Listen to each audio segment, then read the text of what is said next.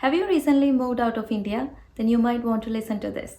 Hey everyone, I'm Premia. Welcome back to my channel. Today, I'm going to dive into a topic that every immigrant in Western countries can relate to: cultural differences. As an Indian who moved to Europe, I was in for quite a few surprises. And today, I will share some of the biggest cultural shifts I noticed. Let's get started. Personal space and physical contact. In India, personal space, what is that? Standing close to someone, whether in a queue, on a bus, or during a conversation, is completely normal. With so many people around, squeezing in is a way of life. You have no other choice, even if you don't like it. But in Western countries, personal space is a serious business. It is because they can afford it and they are brought up that way. It is seen as a sign of respect to give people their space. You are maybe very comfortable with standing close to someone. You may not even notice it. But when you are here, you need to stop doing that. You need to learn to give people space. You need to be aware of your environment. When it comes to physical contact, handshakes are totally fine, but random touches and hugs, no, not unless you are close to them. Funny enough, during the pandemic, in Sweden, there weren't any strict quarantine or social distancing restrictions. Do you know why? Because people here are already keeping their distance. That's how they are. Next one, the concept of time and punctuality. Being on time isn't a special skill in Europe. Do not add that on your CV. It is just basic manners. Indian Standard Time might work in India, but here, being late is often seen as disrespectful. The bus will leave exactly on time even if you're running towards the bus and waving crazy at the driver. Why? Because it is about giving respect to the people who are already on board and those waiting at the next bus stop. The mindset here is you being late is your problem, not theirs. At first, I thought Indians are generally late because of the unpredictability in India, like traffic, power cut, you name it. Then I realized it is more of a mindset thing. In India, if a wedding invitation says 7 pm, then you start getting ready at 7 pm, arrive at 9, and the party can go around like midnight. It's just how things work, and we see time in a completely different way. I don't know how to change it, and I have completely stopped fighting it. If it's an Indian event, I go with the flow. But in Europe, if the dinner says 7 pm, then you need to be there at 7 pm. So if you're new here, keep that in mind. The third is social hierarchy and respect for authority. In India, hierarchy is a big deal. You wouldn't dream of calling your boss by their name, right? It's always sir or madam. Even older siblings get special titles out of respect, like Chechi, Didi, etc.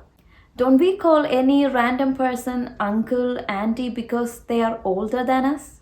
If you are in Europe, your manager, your professor, teacher, any random person, be it your CEO, just the first name.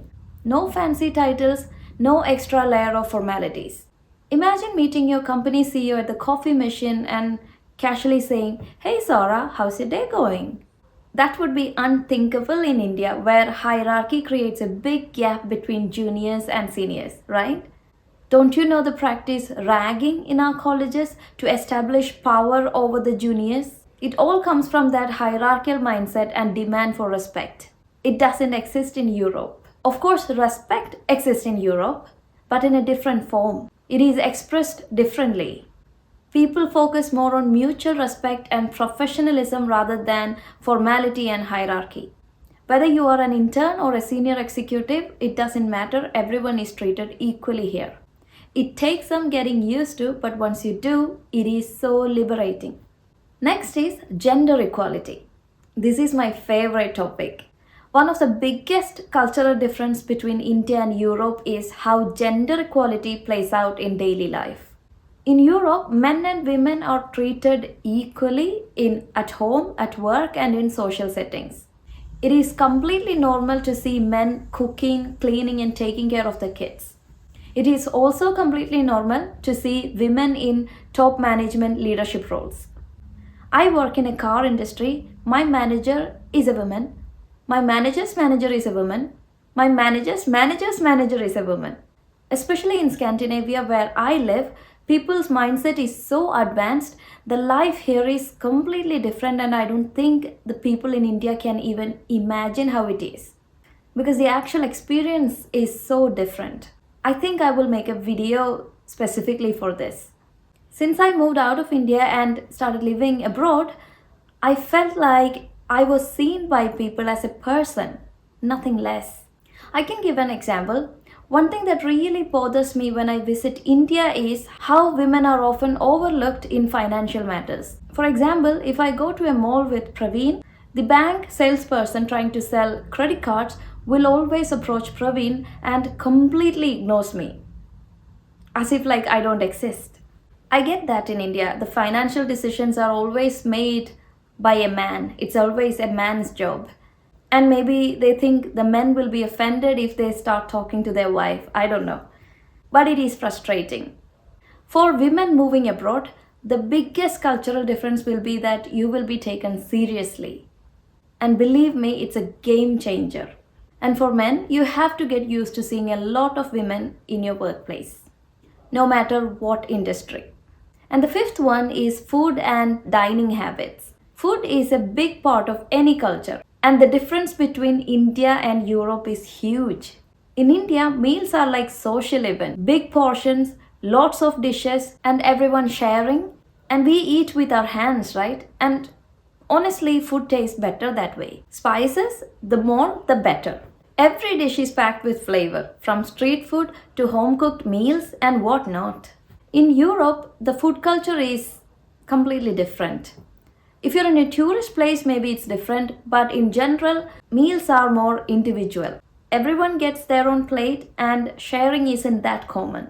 It's very nice this time. It's very rare to eat with hands unless it is a burger or a pizza. I would highly recommend you to use the cutleries when you're dining outside. Otherwise, it would look very weird. Unlike in India, even from a very young age, kids learn to eat following all the dining habits from the schools. Like not talking when your mouth is full, for example. All of these basic manners comes very natural to these people because they are learning it from a very young age and from school itself. And the biggest shock, my friends, is the food. The food here is so blunt. It is so different to what we are used to. Spices are used mildly, and even the spicy dish barely has any heat. Actually, one of my colleagues asked me when I was complaining about the blunt food, he said like, why are you torturing your stomach eating all these spices? I guess he is right, I give him that. But taste is taste. So if you're moving abroad, be prepared to miss the rich and flavorful food. But on the bright side, you will learn to cook everything by yourself. Alright guys, I will wind up the video here. Of course, there are more cultural differences. I just picked some random ones for the first video. I will create a part 2 for this. So if that sounds interesting, stick around. I'll see you in my next video.